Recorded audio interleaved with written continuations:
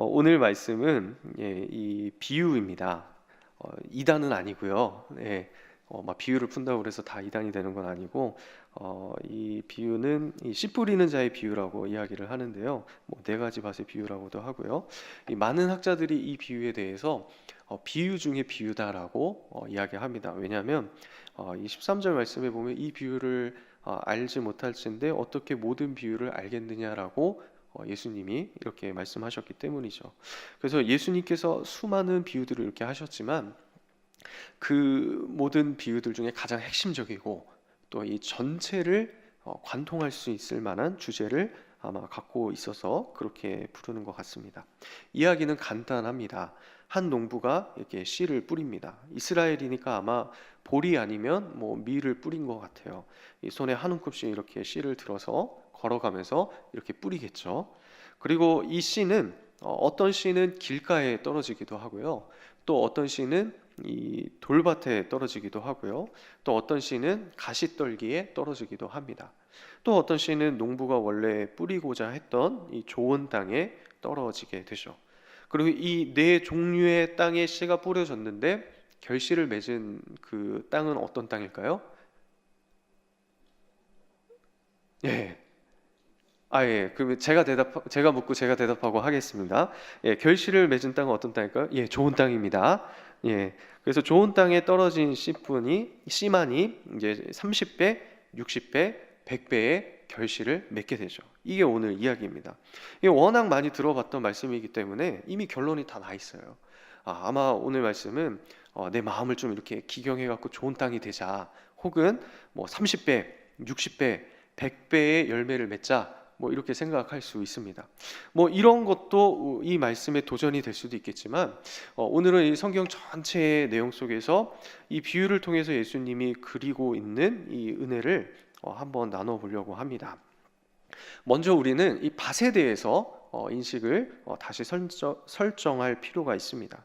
이 본문에 네 가지 밭이 나오죠. 첫 번째는 뭐 길가밭, 그다음에 돌밭, 가시밭, 뭐 좋은 뭐 옥토밭, 이렇게 얘기를 할 수 있겠죠. 그러면 질문을 하나 해보겠는데요. 우리가 흔히 좋은 밭이 되자라고 이야기를 하는데 가시밭이 스스로 옥토밭이 될 수 있을까요? 아니면 돌밭이 스스로 좋은 밭이 될 수 있을까요? 없습니다.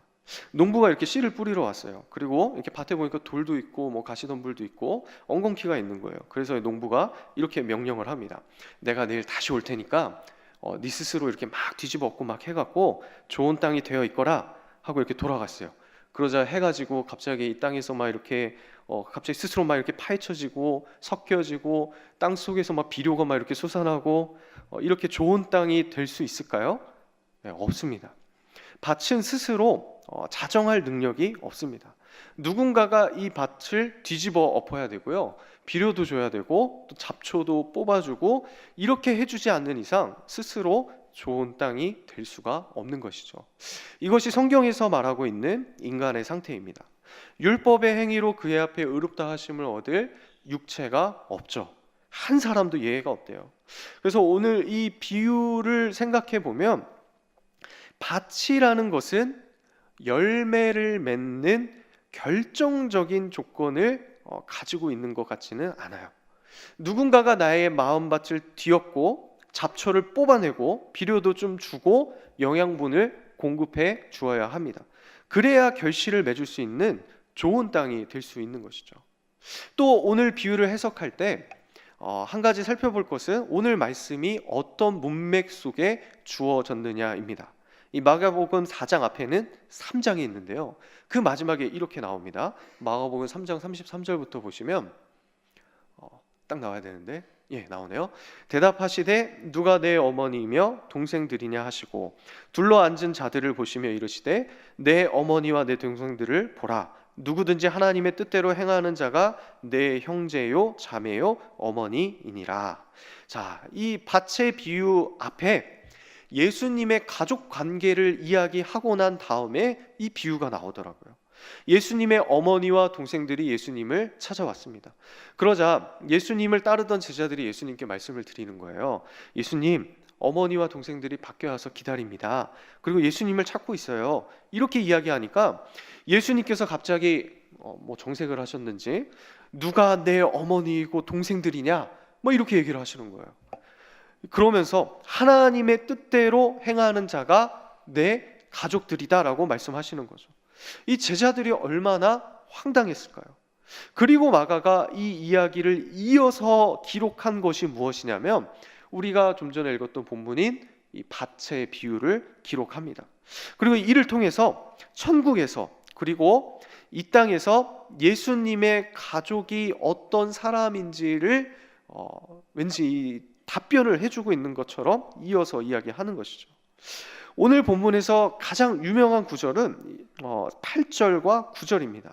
이 8절과 9절에 보니까요, 더러는 좋은 땅에 떨어짐에 자라 무성하여 결실하였으니 30배나 60배나 100배가 되었느니라 하시고, 또 이르시되 들을 귀 있는 자는 들으라 하시니라. 그래서 이 말씀을 보고 그래, 우리는 귀가 있어, 들을 귀 있는 자는 들어야 돼. 그래서 30배로 안 되고 더 크고 한 60배 정도 해야 되고, 이것도 좀 부족해, 한 100배 정도 이렇게 영향력을 끼치는 인생이 돼서 이왕 한번 짧게 사는 이 인생을 좀 더 많은 사람들에게 영향력을 끼칠 수 있는 사람이 됩시다 라고 이야기할 수 있는데요, 여기까지만 얘기하면 조금 곤란해집니다. 귀 있는 자가 들어야 할 내용은 좋은 땅뿐 아니라 앞에 3가지 땅이 더 있잖아요. 그러니까 4가지 땅 모두 귀 있는 자들이 들어야 하는 것이죠. 또 우리에게는 100배 열매 맺을 능력이 없어요. 그래서 사실 우리는 뭐 자기 자신이 가장 잘 알겠지만요, 저도 제 자신을 돌아보면 좋은 땅이 아닙니다. 좋은 땅이라고 말할 수 있을 만한 그런 사람이 못 돼요. 그거 아무리 열매를 맺으려고 해도 열매를 못 맺으니까 하나님 앞에 나와서 기도하면서 하나님, 저 이렇게 부족합니다. 하나님 앞에 어떻게 저 같은 사람이 이렇게 쓰임받을 수 있겠습니까? 라고 하면서 자꾸 자괴감만 드는 게 우리의 인생이죠. 그리고 이 100배라는 것도 사실 기적적인 숫자가 아니라고 해요. 이 팔레스타인 지방에서 이제 수확을 할 때 보통 한 수확량이 한 10배 정도 된다고 해요. 심은 것에 한 10배 정도 되고, 좀 많이 수확을 하면 가끔 한 100배 정도 거둔다고 합니다. 그러니까 이 100배 열매 맺는 것 자체도 일상적인 범위 내에서 수확할 수 있는 그런 것이죠. 그렇다면 오늘 본문 이 비유를 우리가 읽을 때 어디에 초점을 맞추어야 할까요? 우리가 이제 성경 일독을 시작하면서 가장 먼저 읽는 책이 무엇이죠? 창세기를 읽죠. 창세기 초반부에 보면 이 4가지 밭의 비유를 연상케 하는 말씀들이 나옵니다. 이 아담이 하와와 함께 하나님께서 먹지 말라고 하는 선악을 알게 하는 나무의 열매를 먹게 되는데요, 그때 이 하나님께서 이렇게 말씀하십니다. 창세기 3장 17절, 아담에게 이르시되 내가 내 아내의 말을 듣고 내가 네게 먹지 말라 한 나무의 열매를 먹었은즉 땅은 너로 말미암아 저주를 받고 너는 내 평생에 수고하여야 그 소산을 먹으리라. 자, 아담이 범죄했는데 무엇이 저주를 받습니까? 땅이 저주를 받아요. 밭이 저주를 받게 되는 것이죠. 이로 인해서 인간은 평생 수고를 해야 결실을 맺을 수 있게 됩니다. 또 다음 절에 보니까요, 창세기 3장 18절, 땅이 내게 가시덤불과 엉겅퀴를 낼 것이라. 내가 먹을 것은 밭의 채소인즉. 땅이 저주를 받으니까 무엇이 나옵니까? 가시덤불과 엉겅퀴가 나와요. 인간의 죄로 인해서 땅에 가시덤불과 엉겅퀴가 나오게 되었습니다. 그리고 그 다음 절을 보니까요, 내가 흙으로 돌아갈 때까지 얼굴에 땀을 흘려야 먹을 것을 먹으리니 내가 그것에서 취함을 입었음이라. 너는 흙이니 흙으로 돌아갈 것이니라 하시니라. 자, 인간이 죽으면 어디로 돌아간다고요? 흙으로 돌아간대요. 밭이 되는 것이죠. 지금 밭은 어떤 상태입니까? 성경에서 이 인간이 죄를 짓고 난 다음에 밭은 어떤 상태입니까? 죄로 인해서 저주를 받은 상태예요. 죽음의 상태인 것이죠. 그래서 성경에서 땅이라는 것은, 밭이라는 것은 이런 의미를 갖고 있는 것입니다. 그런데 하나님께서는 이런 인간의 모습 때문에 무엇인가 준비를 하십니다. 그것이 창세기 3장 15절, 내가 너로 여자와 원수가 되게 하고, 이게 뱀에게 하시는 말씀이에요. 내 후손도 여자의 후손과 원수가 되게 하리니 여자의 후손은 내 머리를 상하게 할 것이요 너는 그의 발꿈치를 상하게 할 것이니라 하시고, 여자의 원수가 되고 이 뱀이, 그리고 여자의 후손이 내 머리를 상하게 할 것이다 라고 말씀하십니다. 여자의 후손이 나중에 와서 결국에는 이 사단의 세력을 물리치고 승리할 것이다 라고 선언하신 것이죠. 여기서 여자의 후손이라는 말은 이 히브리어로 이 제라라는 단어가 쓰이는데요, 씨라는 뜻입니다. 하나님이 아브라함에게 약속하실 때도 이렇게 말씀하시죠. 창세기 15장 3절 4절, 아브라함이 또 이르되 주께서 내게 씨를 주지 아니하셨으니 내 집에서 길린 자가 내 상속자가 될 것이니이다. 여호와의 말씀이 그에게 임하여 이르시되 그 사람이 내 상속자가 아니라 내 몸에서 날 자가 내 상속자가 되리라 하시고, 아브라함의 상속자를 씨라고 표현합니다. 이 상속자가 누구입니까? 아브라함이 100세 때 이삭을 낳죠. 그런데 성경 전체에서 이 이삭 그 다음에 이렇게 쭉쭉쭉 흘러서 이 씨가 가리키는 사람이 한 사람이 누군지를 이야기하고 있어요. 그게 어디에 나오냐면요, 갈라디아서 3장 16절에 이 약속들은 아브라함과 그 자손에게 말씀하신 것인데 여럿을 가리켜 그 자손들이라 하지 아니하시고 오직 한 사람을 가리켜 내 자손, 내 씨라고 말씀하시는데 곧 그리스도라. 그 씨가 바로 발음이 세서 죄송합니다. 그 씨가 바로 예수 그리스도라고 말씀하고 있는 거예요.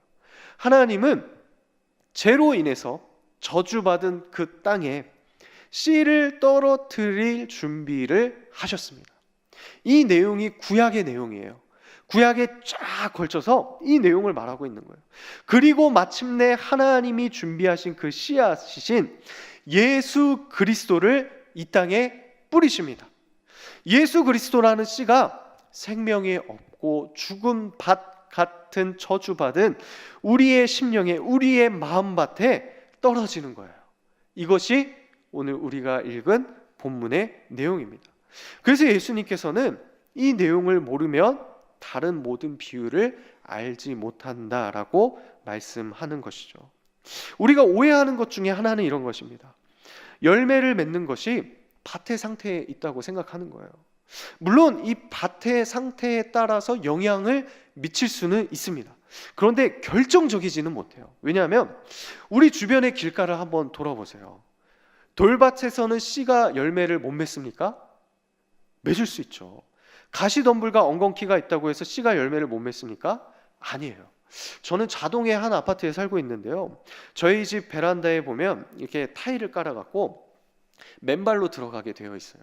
그래서 제가 처음 이 부산에 이사를 와서 벌써 39개월 전인데 그때 이렇게 딱 보니까 물이 내려가는 배수관이 있더라고요. 그리고 그 옆에 이렇게 살짝 봤는데 풀이 하나가 이렇게 딱 올라와 있는 거예요. 시멘트로 이렇게 맺어져 있고, 그 다음에 흙이 전혀 없어 보이는데 그 돌 틈 사이로 비집고 이 씨앗의 생명력이 하나가 올라와서 이렇게 돋아나고 있더라고요. 제가 그걸 보고 얼마나 놀랐는지. 씨의 생명력은 돌도 뚫고 올라오더라고요. 시멘트도 뚫고요. 또 어제 풀을 뽑아 놓으면 그 땅에 가면 또 다른 생명력이 올라옵니다. 그러니까 열매는 단순히 땅의 문제만이 아닌 것이죠. 1차적으로는 씨의 생명력이 그 열매를 좌우합니다. 우리가 어떤 밭의 모습이라 할지라도 이 씨의 생명력을 막을 수가 없는 거예요.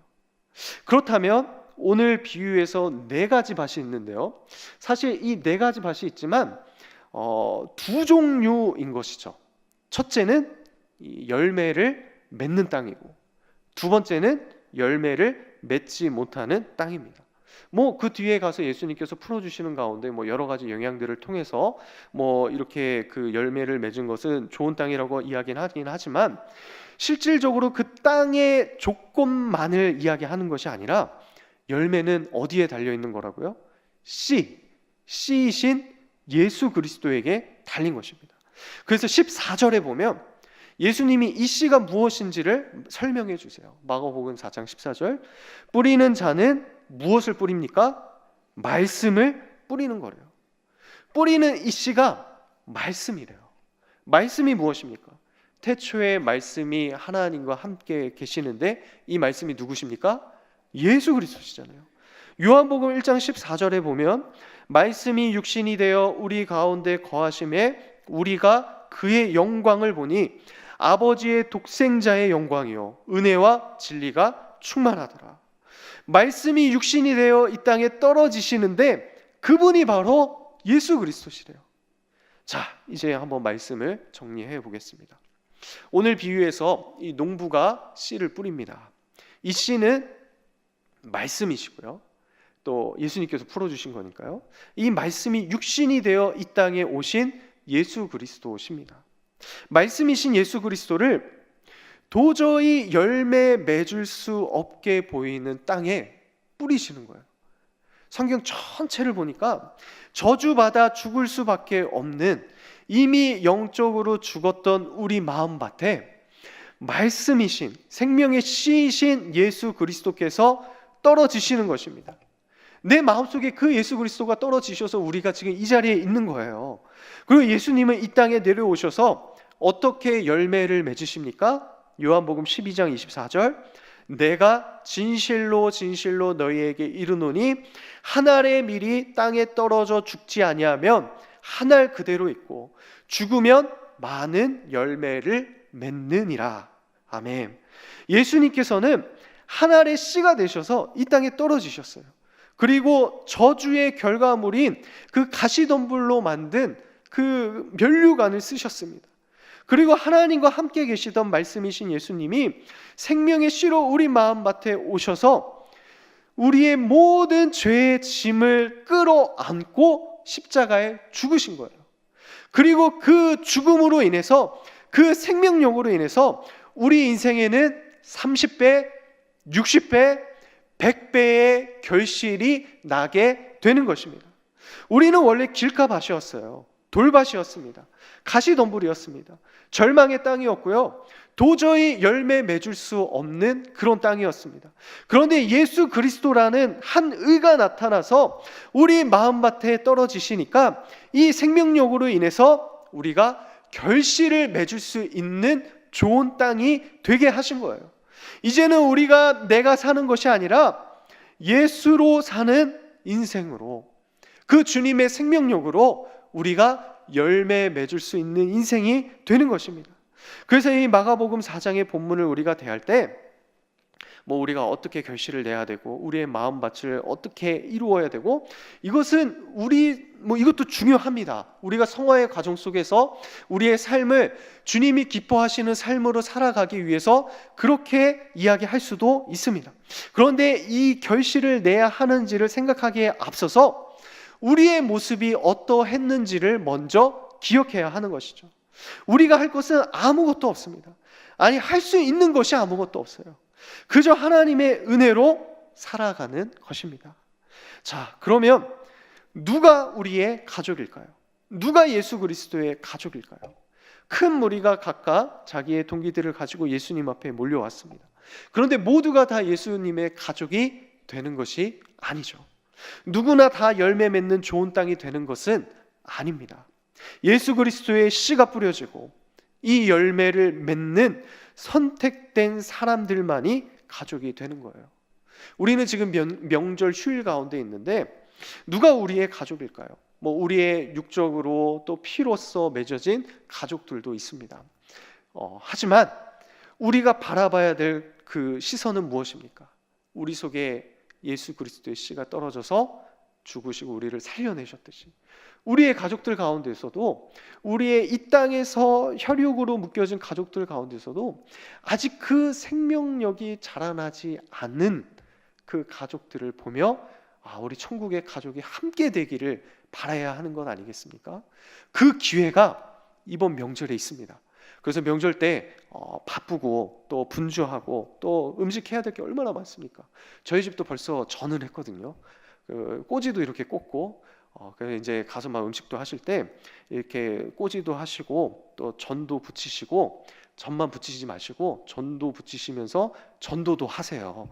그러면 이 그 속에 마음 속에 또 어떻게 될지 압니까? 맛있는 게 또 들어가면 또 마음이 풀려서 함께 교회로 나오게 되고, 또 함께 그 생명의 열매를 맺어서 우리가 함께 천국 가족이 될 수 있는 기회가 될 줄로 믿습니다. 그래서 이것을 확인하는 시간이 우리 예배의 자리이고, 또 이것을 확인하는 자리가 또 셀 모임의 자리입니다. 그리고 담대함을 얻어서 내 인생 구석구석에 하나님의 은혜를 어떻게 내리시는지를 확인하실 수 있으시면 좋겠습니다.